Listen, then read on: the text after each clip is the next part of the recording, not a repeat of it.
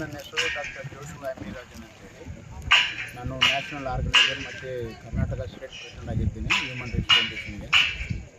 ನನ್ನ ಉದ್ದೇಶ ಏನಂತ ಹೇಳಿದರೆ, ಈ KGF ಜನಗಳಿಗೆ ಸರ್ಕಾರಿ ಜಮೀನುಗಳಲ್ಲಿ ಬಡ ಜನರಿಗೆ ಆದಷ್ಟು ಮನೆಗಳು ಮಾಡಿಕೊಡ್ಬೇಕಂತೇಳಿ ಬಂದಿದ್ದೀರಿ.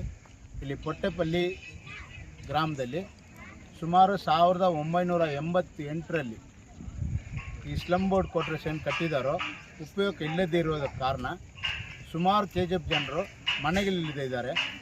ಅವ್ರುಗಳಿಗೆ ಸರ್ಕಾರ ಮುಖಾಂತರ ಹಕ್ಕುಪತ್ರ ನೀಡಿ ಇವ್ರುಗಳಿಗೆ ಈ ಮನೆಗಳ ವ್ಯವಸ್ಥೆ ಮಾಡಿಕೊಡೋಕ್ಕೋಸ್ಕರ ನಾವಿಲ್ಲಿ ಈ ಒಂದು ಪ್ರಯತ್ನ ಪಡ್ತಾಯಿದ್ದೀರಿ. ಇದು ಒಳ್ಳೆಯ ರೀತಿಯಲ್ಲಿ ನಾವು ಕೆಲಸ ಆರಂಭ ಮಾಡಿದ್ದೀರಿ. ಇದು ಸ್ಲಮ್ ಬೋರ್ಡ್ ಕಮಿಷನರು ಒಪ್ಕೊಂಡಿದ್ದಾರೆ, ಆದಷ್ಟು ಹಕ್ಕುಪತ್ರ ಇಶ್ಯೂ ಮಾಡ್ತೀರಿ ಅಂತೇಳಿ. ಇಲ್ಲಿ KGFಲ್ಲಿ ಸುಮಾರು 17 ಸ್ಲಮ್ ಬೋರ್ಡ್ ಕ್ವಾರ್ಟರ್ಸ್ಗಳಿದೆ. ಇದುವರೆಗೂ ಯಾರಿಗೂ ಹಕ್ಕುಪತ್ರ ನೀಡಿರೋದಿಲ್ಲ. ಆದ್ದರಿಂದ ಈಗ ಮನೆ ಇಲ್ಲದ ಜನಗಳಿಗೆ ಈ ಪೊಟ್ಟೆಪಲ್ಲಿಯಲ್ಲಿ ಕಟ್ಟಿರುವ ಮನೆಗಳನ್ನು ಅವ್ರಿಗೆ ಅಲಾಟ್ಮೆಂಟ್ ಮಾಡಿ ಅವ್ರಿಗೆ ಹಕ್ಕುಪತ್ರ ನೀಡಬೇಕಂತೇಳಿ ನಾವು ಸರ್ಕಾರಕ್ಕೆ ಮನವಿ ಮಾಡಿದ್ದೀವಿ. ಅಣ್ಣ, ಇದು ಮೊದಲು ಯಾರು ಆಲ್ರೆಡಿ ಕೊಟ್ಟಿದ್ದಾರಲ್ಲ, ಇನ್ನು ಇದ್ರ ಬಗ್ಗೆ ನಾವು ವಿಚಾರಿಸಿದ್ದೀರಿ. ಪೊಟ್ಟೆಪಲ್ಲಿಯಲ್ಲಿ 1988ರಲ್ಲಿ ಕಟ್ಟಿರುವ ಇಲ್ಲ ಅವ್ರಿಗೆ ಅಲಾಟ್ಮೆಂಟ್ ಮಾಡಿರುವ ಪೇಪರು ನಮ್ಮ ಸಿಟಿ ಮುನ್ಸಿಪಾಲ್ಟಿ ಕಮಿಷನಲ್ಲಿ ಇಲ್ಲ, ಸ್ಲಮ್ ಬೋರ್ಡ್ ಕಮಿಷನಲ್ಲಿ ಇಲ್ಲ. ಪೇಪರು ಎಲ್ಲ ಹುಡ್ಕಾಡ್ಬಿಟ್ಟಿದ್ರಿ. ಆದ್ದರಿಂದ ಈಗ ಹೊಸದಾಗಿ ಅಶೋಕ್ ಅಂತೇಳಿ ಕಮಿಷನರ್ ಬಂದಿದ್ದಾರೆ. ಅವ್ರ ಹತ್ರ ಮಾತಾಡಿದಾಗ ಅವ್ರು ಹೇಳಿದ್ರು, ಎಲ್ಲ ಆಫೀಸರ್ಗಳನ್ನ ಕರೆಸಿ 3 ವರ್ಷ ಯಾವ ಸ್ಲಮ್ ಬೋರ್ಡ್ ಕ್ವಾರ್ಟರ್ಸ್ ಖಾಲಿ ಇದೆಯೋ ಆ ಮನೆಗಳಿಗೆ ಹೊಸದಾಗಿ ಬರೋರಿಗೆ ನಾವು ಅಲಾಟ್ಮೆಂಟ್ ಮಾಡ್ಬೋದು ಅಂತ ಹೇಳಿದ್ದಾರೆ. ನಮ್ಮ ಭರವಸೆ ಕೊಟ್ಟಿದ್ದಾರೆ. ಕೆಲವೊಂದು ಆಂಡ್ರಸನ್ಪೇಟು 2 ಬ್ಲಾಕ್ ಸ್ಲಮ್ ಬೋರ್ಡ್ಗೆ ಕೇಳಿದ್ದೀರಿ, ಮತ್ತು ಪೊಟ್ಟೆಪಲ್ಲಿ ಕೇಳಿದ್ದೀರಿ. ಬೋರ್ ಇದೆ, ಅದು ಮೋಟ್ರ್ ಹಾಕಿರಲ್ಲ, ನೀರಿನ ವ್ಯವಸ್ಥೆ ಇರಲ್ಲ, ನಾವೇ ಮಾಡ್ಕೊತೀರಿ, ಯಾವುದಾದ್ರು NGOಸ್ನವ್ರು ಹೆಲ್ಪ್ ತೊಗೊಂಡು ಅಂತ ಹೇಳಿದ್ದಕ್ಕೆ ಅವರು ಬೋರ್ಡ್ಗೆ ಅಪ್ರೂವ್ ಮಾಡಿ ಲೆಟ್ರ್ ಕಳಿಸಿದ್ದಾರೆ. ನಮ್ಮ ಲೆಟ್ರನ್ನ ಅದು ಬೇಗನೆ ನಮ್ಮಲ್ಲಿ ಬರುತ್ತೆ. ಬಂದಾಗ ಜನಗಳಿಗೆ ನೀರಿನ ವ್ಯವಸ್ಥೆ, ಈ ಎಲೆಕ್ಟ್ರಿಸಿಟಿ ವ್ಯವಸ್ಥೆ ಎಲ್ಲ ಮಾಡಿಕೊಟ್ಟು ಸುಮಾರು KGFಲ್ಲಿರುವ ಸಾವಿರಾರು ಜನಗಳಿಗೆ ಮನೆ ಇಲ್ಲದ ಕಾರಣ ಮನೆಗಳ ವ್ಯವಸ್ಥೆ ಮಾಡಿಕೊಡೋಣ ಅಂತೇಳಿ ಪ್ರಯತ್ನ ಪಡ್ತಾಯಿದ್ದೀನಿ ಸರ್. ಬೇರೆ ಯಾವ್ದು ಹೇಳ್ತೀರಾ?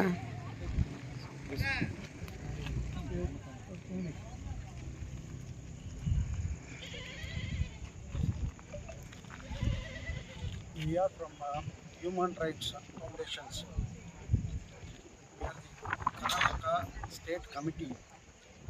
Our main motto is to help the poor people. They who do not have house. This type of slum houses is vacant for many years. Nobody has occupied, and it has not been registered to anybody or allotted to anybody. We already approached concerned authorities. They gave the assurance that overall not staying more than 3 years, this will be allotted to the needies. Hence we approached the concerned authorities. We already submitted our papers. It is under process. Shortly we are going to get the confirmation and also registration papers. The people who do not have houses, they can immediately occupy and start living their own life here with independently. Sir, ತಾವು ಹೇಳಿದ್ರಿ ಮೊದಲು ಹಕ್ಕುಪತ್ರ ಕೊಟ್ಟಿರೋರು ಬಂದರೆ ಏನು ಮಾಡೋದು ಅಂತೇಳಿ. ಬಡವರಿಗೆ ಮನೆ ಕೊಡ್ತಾರೆ, ಏನಕ್ಕೆ ಕೊಡ್ತಾರೆ? ಅವ್ರು ವಾಸ ಮಾಡ್ಲಿಕ್ಕೆ ಕೊಡ್ತಾರೆ. ಆ ಬಡವ ಮನೇಲಿಲ್ಲ ಅಂತಂದಮೇಲೆ ಅವ್ರು ಎಲ್ಲೋಗಿದ್ದಾರೆ ಅನ್ನೋದು ಬೇಕಾಗುತ್ತಲ್ಲ.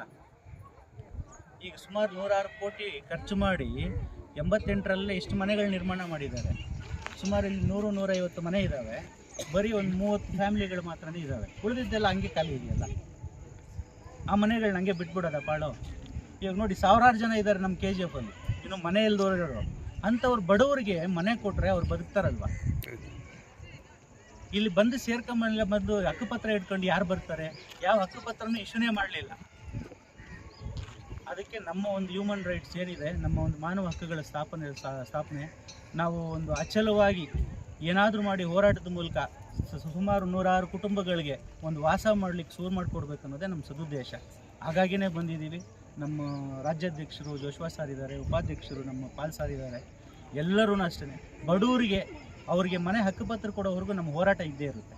ಇದರಲ್ಲಿ ಯಾವುದೇ ಒಂದು ಲೋಪದೋಷ ಏನಿರಲ್ಲ. ಮನೆಗಳನ್ನ ಅವ್ರಿಗೆ ಹೆಂಗಾದ್ರೂ ಮಾಡಿ ಒದಗಿಸ್ಕೊಡ್ಬೇಕಂತ ನಿರ್ಧಾರ ಮಾಡಿದ್ವಿ, ನೀವು ಒದಗಿಸೇ ಕೊಡ್ತೀವಿ.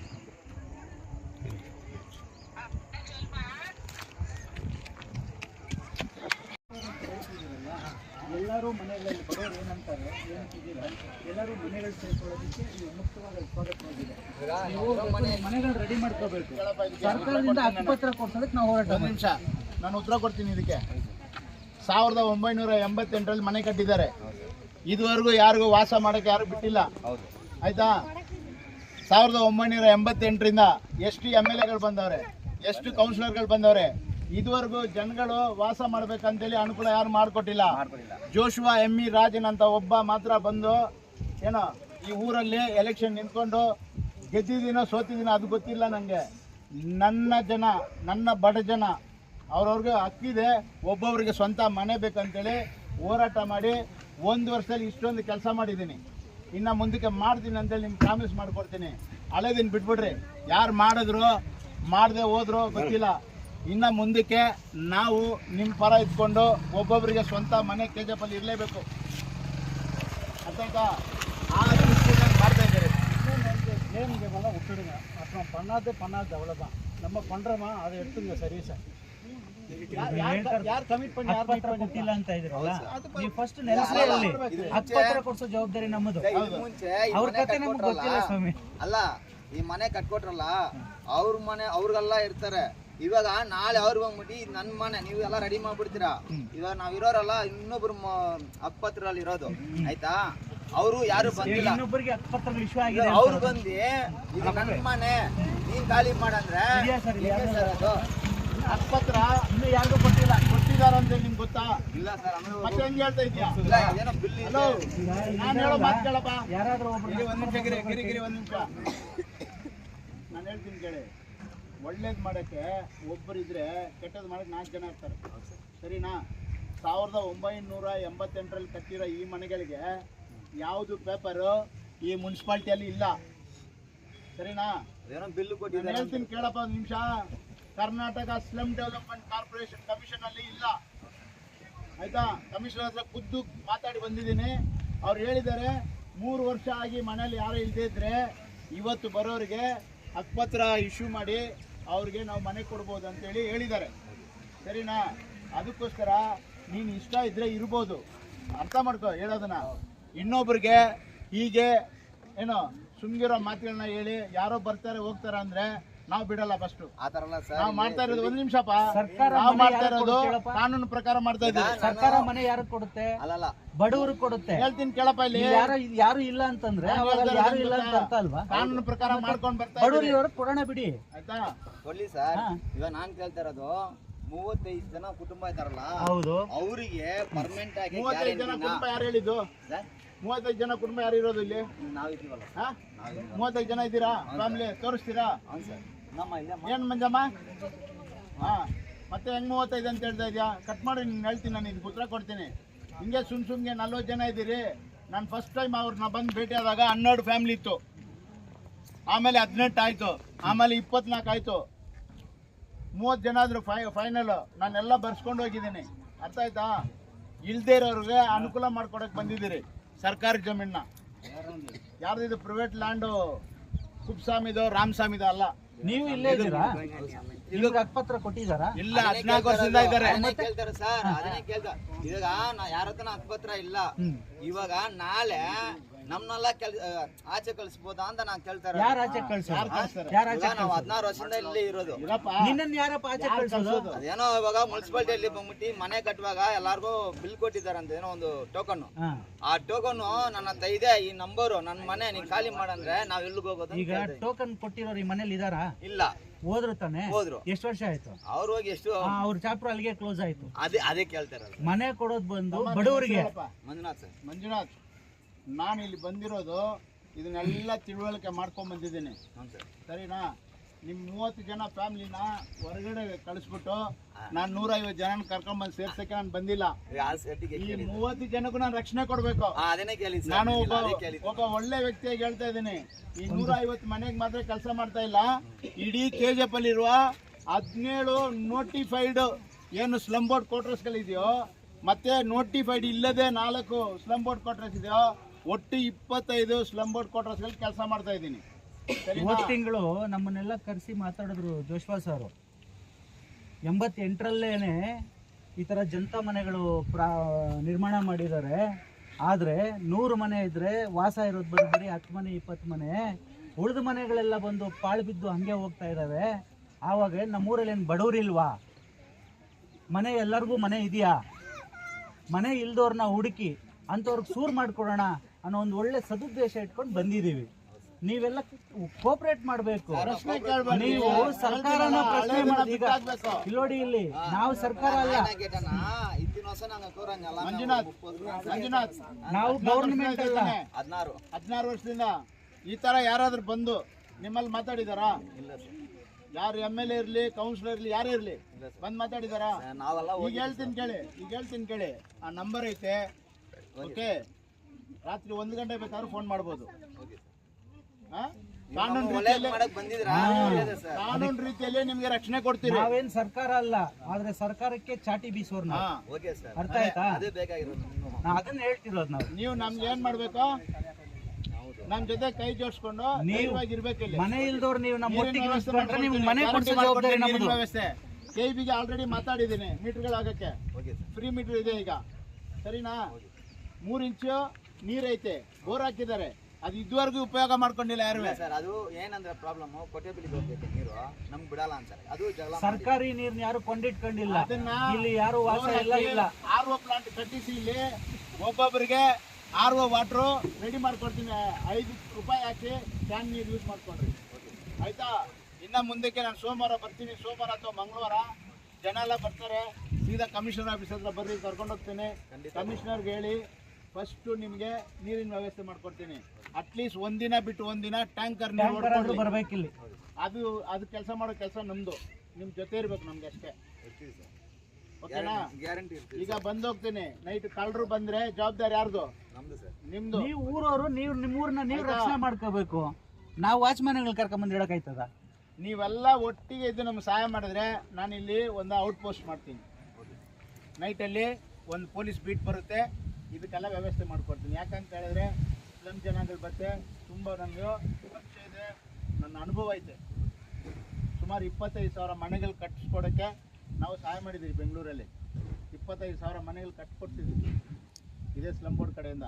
ಆದ್ದರಿಂದ ಅವ್ರದ್ದು ಪ್ರಾಬ್ಲಮ್ ಏನೇನಿರುತ್ತೆ ನಮ್ಗೆ ಗೊತ್ತಾಗುತ್ತೆ. ಅದಕ್ಕೆ ಅವ್ರು ಸೇಫ್ಟಿ ಮಾಡಬೇಕು ಫಸ್ಟ್. ನಾನು ಸ್ಲಮ್ ಬೋರ್ಡ್ ಜನ ಅಂತ ಹೇಳಿದ್ರೆ ಒಂಥರ ಅವೆಲ್ಲ ಇಲ್ಲ, ಅವರಿಂದನೇ ಎಲ್ಲ ಬೆಳೀತಾ ಇರೋದು. ಅವ್ರು ಕರೆಕ್ಟಾಗಿರಬೇಕು. ಅವ್ರಿಗೆಲ್ಲ ಮೂಲ ಸೌಕರ್ಯ ಏನೇನಿದೆಯೋ ಎಲ್ಲ ಮಾಡಿಕೊಡ್ಬೇಕು ನಾನು. ಅದುವರೆಗೂ ನಾನು ಏನು ಮಾಡಲ್ಲ, ಈ ಊರು ಬಿಟ್ಟು ಹೋಗಲ್ಲ. ಈ ಕೊಟ್ಟೆಪಲ್ಲಿ ಸ್ಲಮ್ ಮಾತ್ರ ಇಲ್ಲ, ಈ KGF ಅಲ್ಲಿರುವ 17 ಸ್ಲಮ್ಗೆ ನಾನು ಕಾಲು ಮುಟ್ತೀನಿ. ಯಾರ್ಯಾರು ಕೆಲಸ ಮಾಡೋಕ್ಕೆ ನನ್ನ ಜೊತೆಗೆ ಇದ್ದೀರೋ ಬರ್ರಿ, ನೀವು ದುಡೀರಿ. ದುಡಿಮೆ ಏನಿದೆ ಅಂತ ನಾನು ದಾರಿ ತೋರಿಸ್ತೀನಿ. ಸೆಲ್ಫ್ ಎಂಪ್ಲಾಯ್ಮೆಂಟ್ ಇದೆ ನಮ್ಮಲ್ಲಿ. ನಾನು ಸಣ್ಣ ಗೌರ್ಮೆಂಟಿಂದ ಸೆಲ್ಫ್ ಎಂಪ್ಲಾಯ್ಮೆಂಟ್ ತಂದು ಕೊಡ್ತೀನಿ. ಮನೆಗಳಲ್ಲಿ ಕೂತ್ಕೊಂಡು ಕೆಲಸಗಳು ಮಾಡಿ ದುಡಿಯೋಕೆ ಕಲೀರಿ, ಸರಿನಾ? ಮಾಡ್ಬೋದಾ? ಹಾಂ, ಫ್ರೀ ಲೋನ್ ಇದೆ. ಮನೆಗೆ 6 ಲಕ್ಷ ಕೊಡ್ತಾರೆ. ಹಕ್ಕುಪತ್ರ ಬಂದ ಮೇಲೆ ನೀವು 1 ರೂಪಾಯಿ ಕೊಡೋಂಗಿಲ್ಲ. ಅದ್ರ ಮೇಲೆ ನೀವು ದುಡ್ಡು ಹಾಕಿ ಕಟ್ಕೋಬೋದು, ಸರಿನಾ? ಎಲ್ಲ ವ್ಯವಸ್ಥೆ ಮಾಡಿಕೊಡ್ತೀರಿ. ಈಗ ಸದ್ಯಕ್ಕೆ ಹೋಗ್ರಿ, ಹೋಗಿ ನೋಡ್ಕೊಂಬರ್ರಿ. யாராருக்கு இஷ்டம் இதோ நம்பர் பர்க்கொண்டு 5000 ரூபாய் வீட்டுக்கு 5000 ரூபாய் செலவு பண்ணீங்கன்னா வீடு நல்லா ஆயிடும். என்னன்னாக்கா குடும்பம் வந்துச்சுன்னா இதெல்லாம் குடும்பம் வந்துச்சுன்னா எல்லாமே நல்லா ஆயிடும். இப்போ எப்படிக்கு என்னன்னாக்கா குடும்பம் ஒரு வீடு இருந்தால் தான் ஒரு சொரப்பாக இருக்கும், ஒரு சொரப்பாக இருந்தால் தான் ஒரு மரம் இருக்கும். அந்த மாதிரி நீங்கள் எல்லாம் வந்துட்டீங்கன்னாக்கா இந்த ரோடும் ஆகிடும். அவர் சொன்ன மாதிரி தண்ணி வசதி வந்துடும், எல்லா வசதி வந்துடும். எல்லாமே எங்க குடும்பம் எல்லாம் பயப்படுறாங்க. ரோட் ஆல்ரெடி இருக்குதுப்பா. ரோட் வசதி யாரு ஜனங்க சப்போர்ட் பண்ணோம். போங்கம்மா போங்கம்மா ரோட் பாத்துங்கம்மா. எல்லாம் ரோட் ಇದೆ சார். ரோட் பாத்துறாங்க. ரொம்ப தேங்க்ஸ். ಇದೆ ಸರ್. ಬಂದಿದೆ ಸರ್. ಮಂಚ ಪೌಡ ಐದು ಪೈಕಾಡಿ ಪಾಸ್ತಾಲ ಗಂಟ